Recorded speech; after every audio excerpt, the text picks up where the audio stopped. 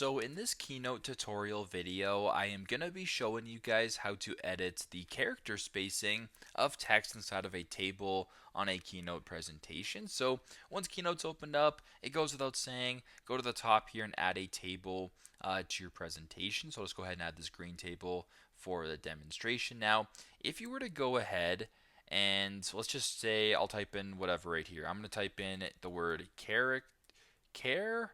actor spacing example, just like that. So as you can tell, the spacing for the characters is nothing crazy, pretty typical. If you want to increase this or decrease this, it's very straightforward.